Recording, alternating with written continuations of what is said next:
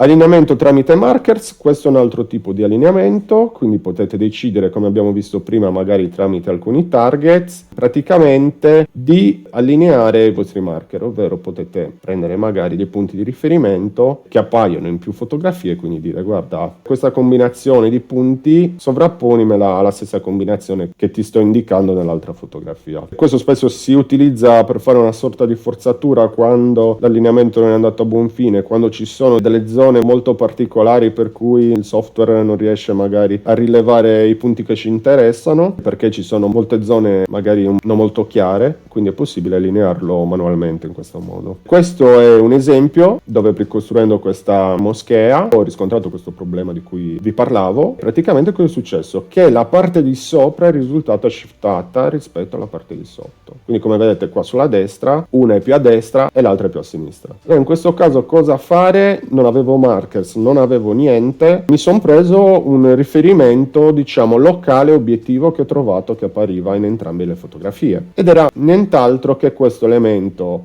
Sembra un po', diciamo, quei giochi che utilizzavano i bambini dove inserivano le forme, insomma, questa sorta di copertura, dove inserivi i volumi, non so se l'avete presente. E allora ho trovato questo elemento che si ripeteva sia nella foto di sopra che nella parte di sotto. Allora ho deciso di utilizzarlo come riferimento. Allora, quindi prima ho fatto i due allineamenti della nuvola di punti, erano sballati. Poi ho aperto una fotografia che ho trovato e dove chiaramente ho appurato che una determinata zona venga ripresa in tante fotografie, sia in una che nell'altro chunk, insomma. E quindi ho trovato questa fascia verticale e ho deciso di prenderla come una matrice. Quindi ho cliccato col tasto destro sui vertici.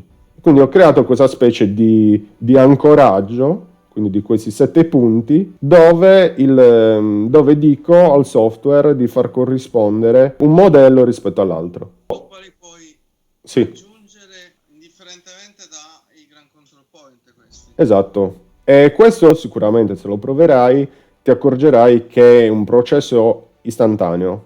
Quindi piuttosto che fare un allineamento, tra virgolette, automatico, che ci mette magari molto tempo, perché cerca di trovare un allineamento globale tra ogni impossibile punto, magari se ti trovi con milioni di punti risulta molto complicato questa procedura, magari può durare anche 2 o 3 ore. In questo modo tu gli dici esattamente quello che vuoi che lui faccia e lui fa quello.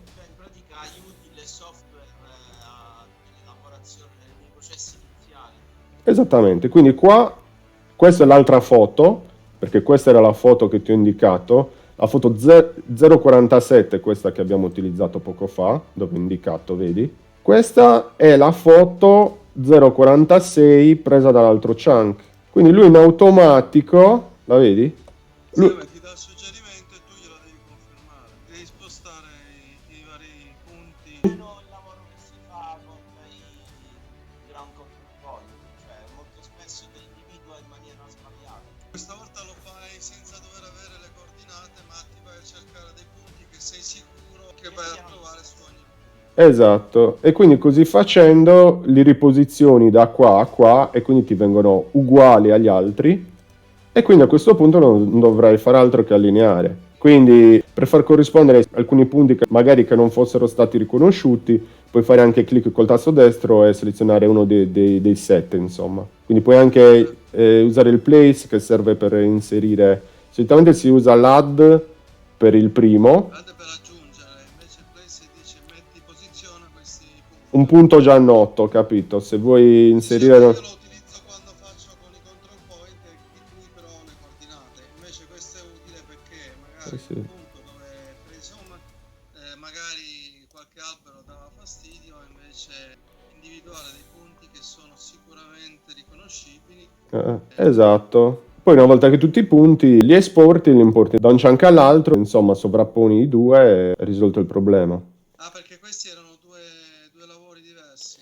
Allora, questi erano inizialmente un unico chunk praticamente, perché mi ha dato questo problema, no? Poi è stato processato in 2 chunk diversi. Il primo ha subito questo inserimento, poi rispetto a questi li ho esportati e li ho importati nell'altro chunk. L'altro chunk l'ho dovuto sistemare facendo corrispondere i punti e quindi alla fine faccio questo. Quindi ho importato, come ti dicevo prima, dal file che ho creato i markers, quindi ho fatto avvio line chunks, rispetto al chunk 1, allora allineo il secondo, quindi evidenzio il primo e il secondo, anziché mettere basato sui punti, metto basato sul marker e poi premo ok. Allora, quello che succede è questo era dove era posizionato il chunk 1, questo era dove era posizionato il chunk 2, che era shiftato, e questo invece è il risultato, come sono stati allineati, lo vedi? Perciò li hai selezionati e gli hai detto allinea secondo i marker. E questo è un procedimento che ti aiuterà tantissimo perché è un procedimento istantaneo. No, questo è tipo lo scala con riferimento che si usa nei CAD solitamente, non so se ce l'hai presente. Ha lo stesso risultato, cioè immediato, tu gli dici scala rispetto a questi due punti e lui lo fa. Quindi Sì, ma l'hai fatto in base a una nuova di punti che era stata già allineata e creata rispetto a delle fotografie allineate con dei control point, immagino, no? non sempre ti danno i control point, a volte te li danno, a No, volte... no, era per capire come procedevi tu nel discorso di come eri arrivato alla nuova di punti. Sì. Hai fatto un allineamento normale, Normale. solo preso dalle fotografie, Esatto. che però ti ha creato quel problema che non erano stati assemblati bene. Perciò hai separato le due tipologie di fotografie Sì, e hai creato i control point, i marker, quelli sì, aggiuntivi. Li sì, hai creati tu. certo. Poi Io questi... li posso mischiare, nel senso che ho un problema, posso aggiungere altri marker dicendo vedi che questi punti devono coincidere senza dargli le coordinate, immagino di sì, no? Sì, questi sono senza coordinate. Questi sono completamente privi di coordinate.